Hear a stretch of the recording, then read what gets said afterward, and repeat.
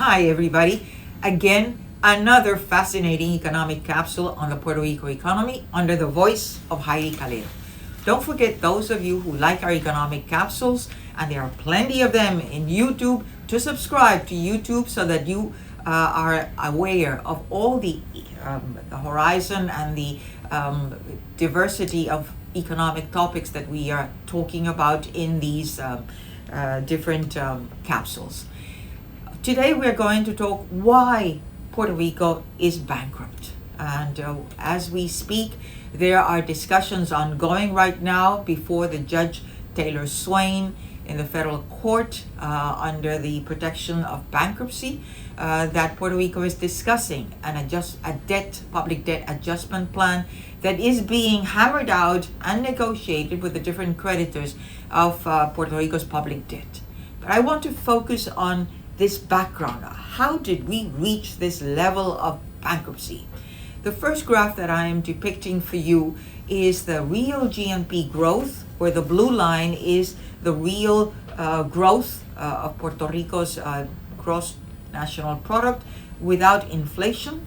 And it tells you that in 1973, for instance, it was negative 1.9%. That was the big recession, the first oil shock in our modern economy, and Puerto Rico, same as the rest of the world, underwent and experienced an economic recession. Notice that up to that point, the growth of the annual public debt in Puerto Rico had reached 36.9%, almost averting what was going to happen in terms of the economic depression. Puerto Rico went to the municipal bond market and started issuing more debt. But as everything happens, the municipal bond markets and the financial markets closed down. Remember, even the city of New York went under bankruptcy, or at least it went under the protection of the Fiscal Oversight Board, same as is occurring now in Puerto Rico since 2016. But going over time, notice that these two lines, almost the public debt, seem to grow faster than the real Gnp growth, which really bode very badly for an economy that was not really generating the economic capacity to service its public debt.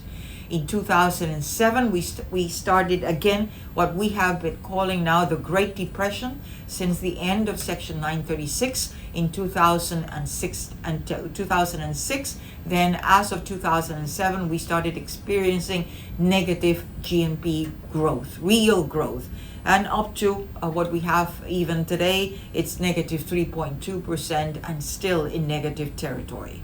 The debt has not been growing because of the decision that Congress took back in June 30th, 2016, when it legislated the PROMESA law, the act which enabled a supervisory oversight board to manage the fiscal affairs of Puerto Rico. And that's the one that negotiates the public debt with the creditors in federal court and represents Puerto Rico before that Judge Taylor Swain. The next graph depicts what was one of the huge recommendations after this recession in 1973, when then Governor Rafael Hernandez Colon was retained the services of well-known Nobel laureate economist James Tobin, and he produced a report called the Tobin Report, which generated many recommendations in terms of Puerto Rico's fiscal affairs, its financial behavior and execution going forward. And one of those recommendations was, listen, Puerto Rico, you should not issue more public debt than what is the 60 to 65% of the nominal Gnp in Puerto Rico. So the second graph depicts the columns is the nominal Gnp from 1973 through 2020 fiscal years, which is the latest figures that we have from the Puerto Rico Planning Board. And the red line is the public debt, the outstanding public debt in each year as published by the Puerto Rico Planning Board, by then Government Development Bank. And notice that as a share of GNP, that red line indicated that more or less the Tobin report recommended between 60 to 65% of the public debt as a percentage of the nominal GNP, and that more or less was stability up to about 2001, 2002, and then it started growing. As you can tell, the red line reached 66%. Even now, it was 95%, 91% of GNP. Totally unsustainable. So you wonder why Puerto Rico went bankrupt when in 2015, then Governor Garcia Padilla announced to the world Puerto Rico cannot service its public debt.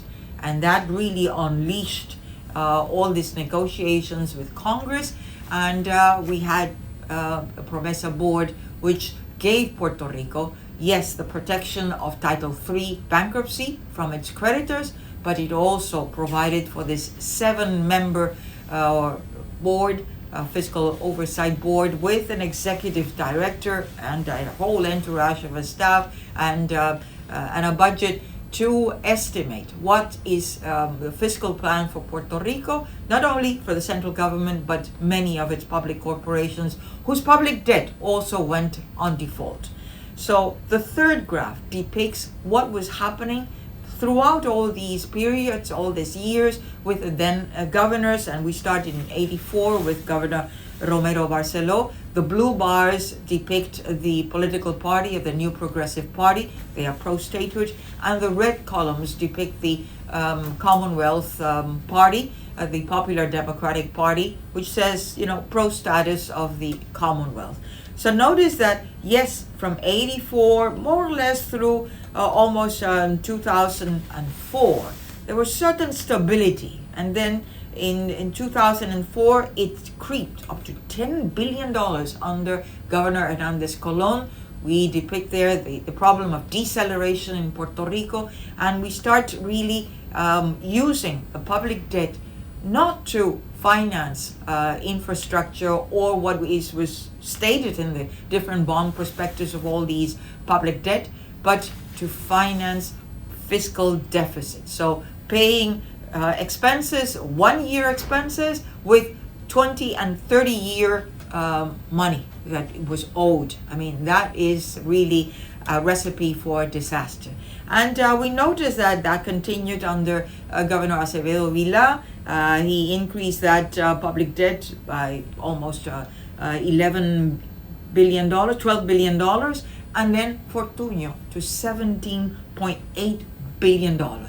Thereafter, Governor Padilla, he could not issue a lot of debt because he announced to the world in 2015 that Puerto Rico could not pay its debt. So part of the explanation why Puerto Rico is bankrupt is this insatiable increase in public debt, not using the funds that were raised through that public debt for uses that would increase economic and productive capacity, but to fund fiscal deficits. So 1-year expenses with 20 and 30-year debt, which had to be financed and serviced through the taxpayers' money. And so Puerto Rico's recipe for disaster really is part of the background that is being discussed right now with the public debt adjustment plan. There may be criticisms. We would like to have better terms, but right now, after $1.5 billion, the most expensive negotiation of a bankruptcy at a national level in the U.S., that's Puerto Rico. Puerto Rico is very important for the municipal bond market. All eyes are on this bankruptcy and what's going to happen.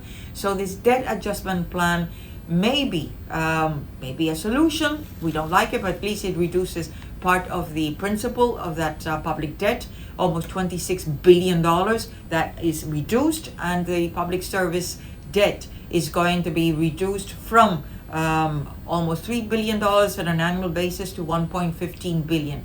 But even that, the lawyer who represents the oversight board said in court, in federal judge court saying, look, even that debt service may not be accomplished if Puerto Rico does not engage in the economic reforms, fiscal reforms that it has to do. So, problem and a challenge, a solution maybe in the short term, but if Puerto Rico does not engage in the needed economic reforms and starts growing the economy, we are going to have another problem down the road, maybe 5-10 years, to even cover this this debt service, and by then we will not have another promesa law to protect Puerto Rico.